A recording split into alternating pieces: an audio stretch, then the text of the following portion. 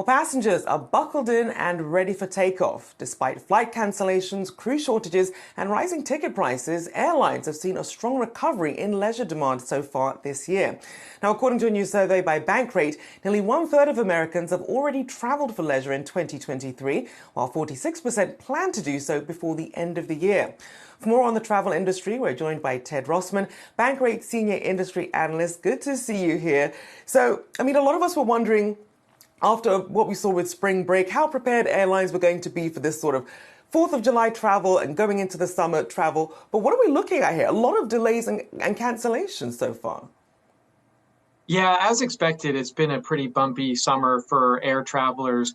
I'm really surprised how robust demand is. In fact, the TSA has already screened 11% more passengers this summer than last. So that's comparing the Friday of Memorial Day weekend through yesterday. And this airline industry is still having trouble keeping up. They're not all the way back to pre-COVID staffing levels. There are still equipment shortages, air traffic controller shortages. And you throw in this robust demand and then any sort of computer glitch or weather problem. We've had a lot of thunderstorms marching across the country. It just kind of cascades from there. So people want to travel, but they're having to put up with high prices and a lot of delays, unfortunately. And it's interesting, as you mentioned, this demand issue. 82% of the people surveyed still worried about travel problems this year. You've got, the cost of accommodation on top of everything else, inflation. But why do you think we're not seeing this breaking point in demand then?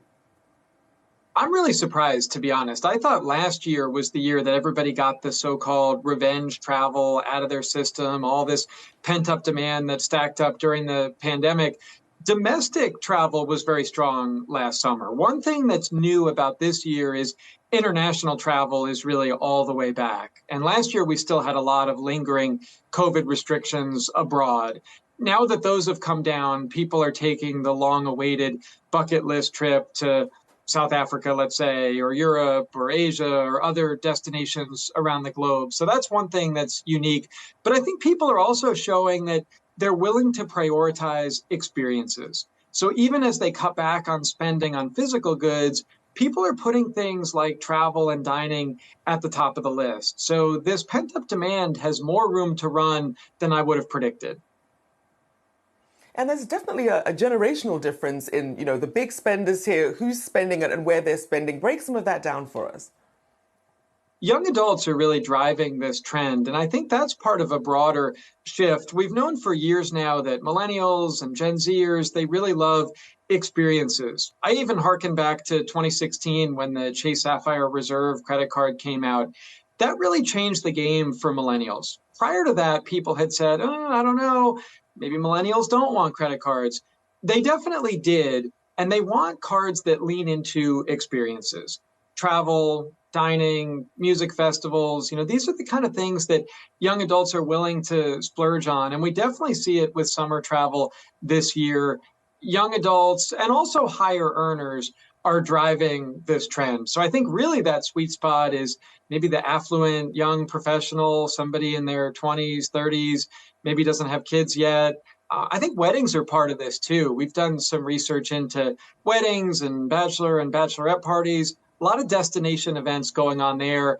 That too feeds into this experience trend.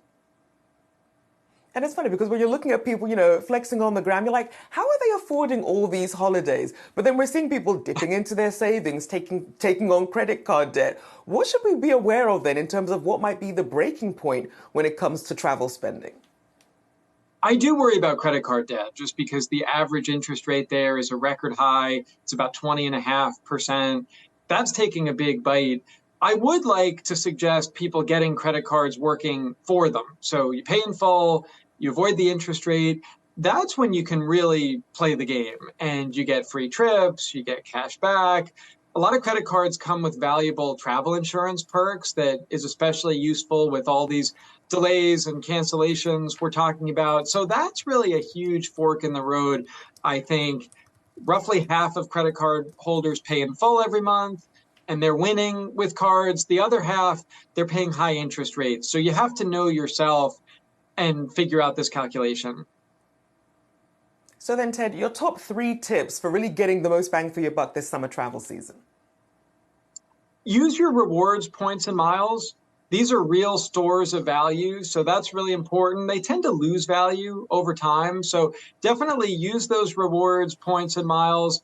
Be flexible. That's another important tip. The more flexible you can be with your dates and your destinations, the better, because it's hard to find a deal nowadays. So maybe let the deal dictate the destination and the timing, rather than the other way around. And then finally, I would say just be patient. I mean, unfortunately, we are going to experience more delays and cancellations. Some credit cards can help you out with travel insurance perks.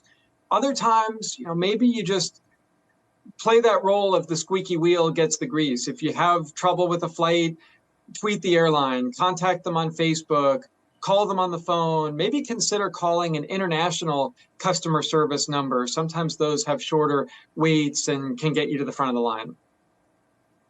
You're giving away some of my tips here. That's what I do. I always wait until the European office is open and I call that way because, yeah, there's nobody else awake over here to take care of it.